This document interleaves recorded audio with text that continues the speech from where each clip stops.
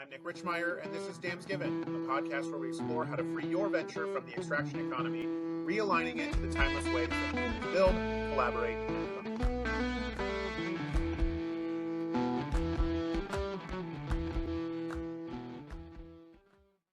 So I want to start with a really fun story about a client of ours named Dave. I can use his name because he talked about this publicly on a podcast.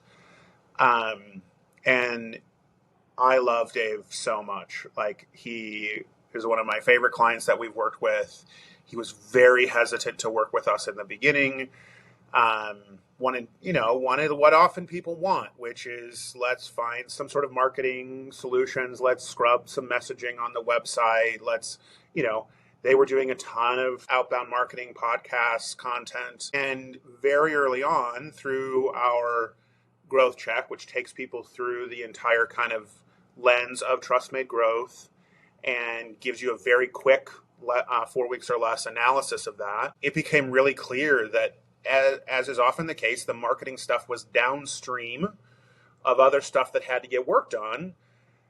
And part of that was some changes in how he carried his role that Dave was going to have to make. And I always try to hold that really loosely. I don't want to impose the expectation that leaders change the way they carry their role. That's not always the case as we move through TrustMade, but it was the case in this case. And it wasn't just Dave. There were other members of the team that we had to do some role shifting a little bit to get the right things in the right places. That's part of the org design factor of TrustMade growth. We had to just do a little bit of org design work to make that effective.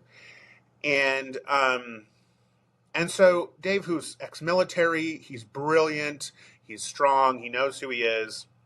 We had to have some honest conversations. And so anyway, getting back to the podcast, Dave was on this podcast and he said something to the effect of, Nick is a big personality who smashes you in the face and then hugs you afterward.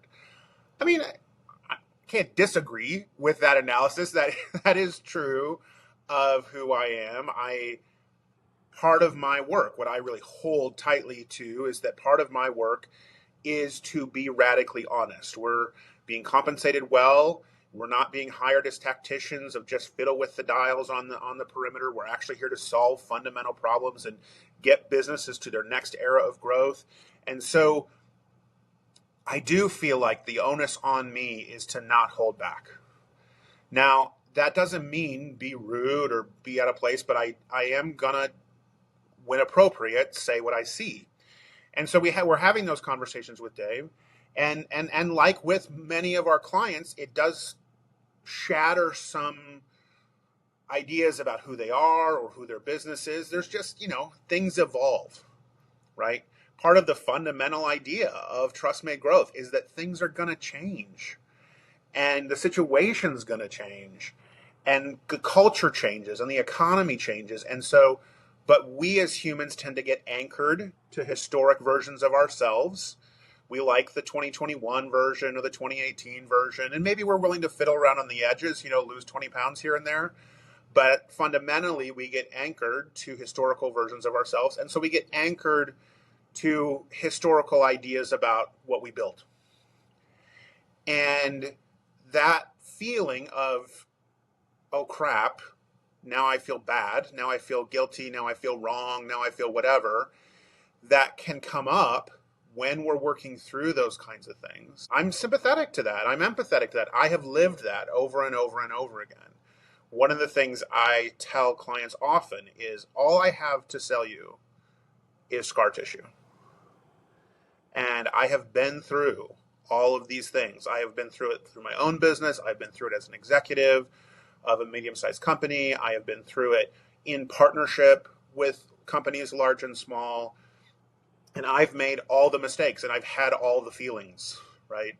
And so when those pieces of resistance come up, and resistance is just part of being human, when those pieces of resistance come up, I do want to reach through the screen. In this case, it was a remote work with Dave.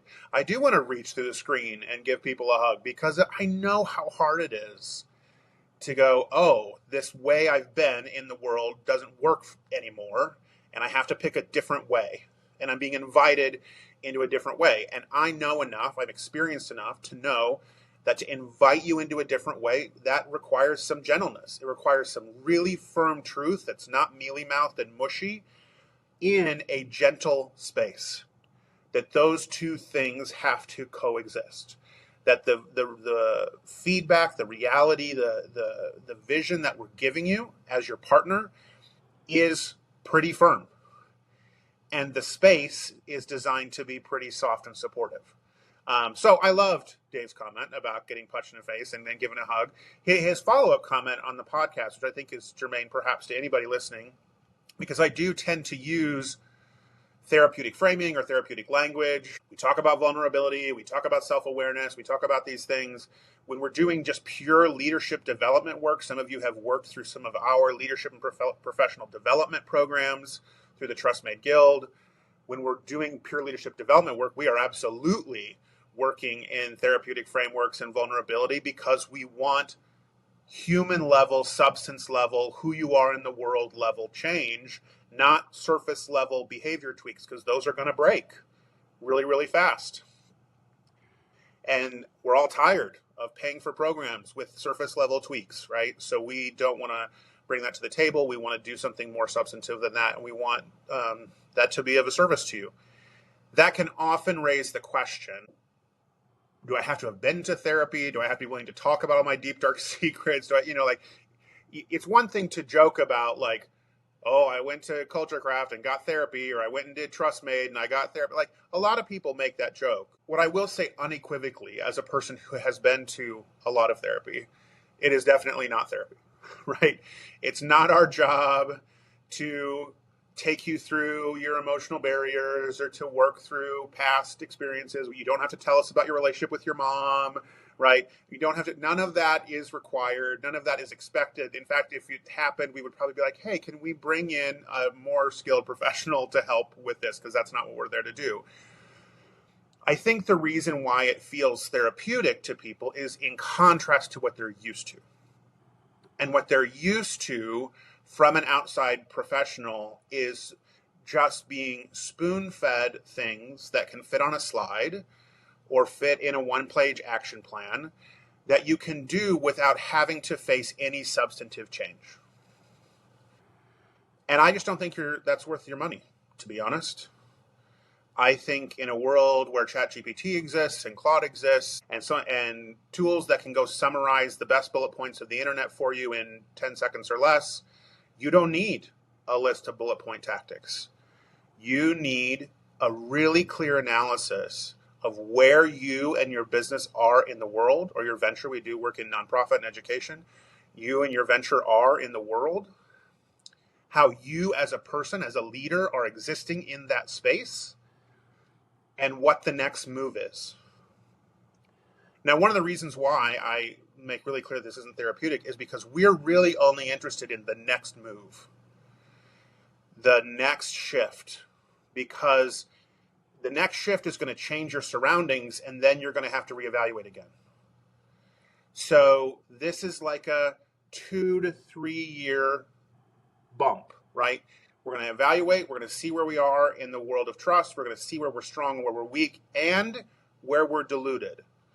Those three things. We're going to see where we're strong and where we're weak and where we're diluted. That diluted piece starts to feel a little bit like therapy, because you have a guy like me going, hey, here's a mirror. This is what you look like, right? And then move through that into the next era. Because of the way our economy is, because of the way the marketplace is, that shift has about a 36-month sell-by date on it. And then you're going to have to shift again. And then you're going to have to shift again. So part of what we're trying to do so that we can work with you and then go away, which is another thing we're really, really, really committed to do in almost every case, is go away. We have a few more kind of long-term partnership embedded relationships, but for the most part, we're out of here. We're not McKinsey trying to stay forever. Is we want to not only leave you with the tools for the next shift and to help initiate that next shift for you to move into your next era of growth, but we want to give you the tools so that the shift after that is easier, so that you're more ready to do it again when you need to do it again, and a little bit more ready the next time. And that's about Agility. That's about the ability to move and shift as things around you move and shift. That's That's about, as a leader, carrying who you are as a leader more lightly and a little less heavy. We all carry our role as founders and leaders a little bit heavy, usually. It's a big deal. It's a big part of who we are, right? So can we lighten that load a little bit? So at any rate, I want to say thanks to Dave. He'll know who he is when he listens to this. And all our clients who are willing to bring to the party what I call the 2 essential factors of a trust-made leader. We cover 14 in the leadership diagnostic, but there's 2 essential ones, and that's humility and courage. Humility, courage, humility, courage, humility, courage. We come back to that every time. Now, humility isn't feeling bad about yourself, thinking badly about yourself. In the C.S. Lewis framing, which is what we use, it's not thinking about less about yourself, it's thinking about yourself less. It's rule number 2 of my book. It's not about you. It's not about you. So how do we decenter myself as the leader in an organization? That's an ongoing process forever and ever and ever and ever. And then courage is, we are always at our best and most trustworthy when we are at the edge of our own growth, right at the very edge, because that's where all our energy is. That's where all our passion is. That's where we're a little vulnerable. We're a little in flow, right? So I want our leaders, our trust-made leaders, to be right at the edge of their growth curve, because what's going to happen when you're right at the edge of that growth curve is you are going to be more trustworthy. People are going to feel it. They're going to feel that Dave is doing the work. Dave is stretching himself. Dave is challenging himself. And that is going to be enticing. And that's going to seep through the organization. And then the venture is going to feel like it's on its leading edge, right? We can feel when a company or an organization or a community is not on its leading edge, when it's resting on its laurels, when it's on its heels, when it's reactive, right? At the time of the recording of this, right, is a great sort of headline example. We're seeing this with OpenAI, right? OpenAI a year ago was the hot commodity, on its toes, trying things, owning the most powerful, most well-funded industry in the world. And today, 6 months later, not just because they shut down Sora, there's lots of other things going on. They're on their heels. They're reactive. And now that you can feel it. And it raises these fundamental doubts of, can we trust these people with the scale of power and tools and resources that they're being given? Now, obviously, many people would say there's lots of reasons why we should have questions about whether we should trust Sam Altman. I read the book too. But energetically, out in the world, just sort of for the average human flying by, which is what most people are doing, they're just living their lives, not paying attention. Rule number 1 in the book, no one's paying attention. They're just responding to energy. And the energy of OpenAI is a distrustful energy. It's a mistrustful energy because they're not on their toes. They're reactive. And so for our leaders, coming back full circle, our trust-made leaders who do the work with us, we're going to continue to invite you to be on the balls of your feet and on the edge of your own growth, because that makes you trustworthy. That can sometimes feel like therapy, because you have to have a level of introspection. And for a lot of people, that's just what feeling like therapy means, is that requires a little bit of introspection. And I'm okay with that, because that's how we get better. And that's how our leaders get better.